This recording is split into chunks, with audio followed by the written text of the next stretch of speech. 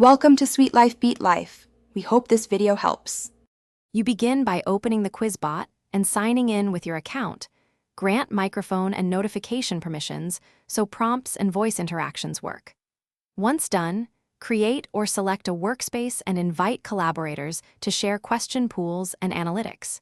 You do this now because permissions and a shared workspace prevent delays later, and they let the bot save question versions. Make sure to confirm your email and link any classroom or chat integration to streamline question delivery.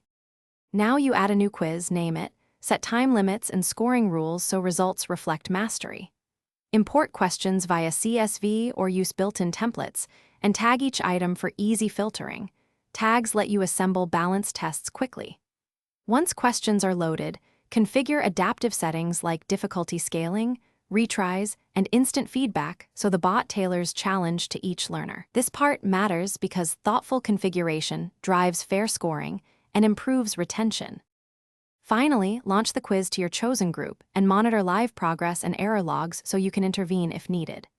After completion, review analytics, item difficulty, discrimination indices, and response patterns to validate question quality and fairness.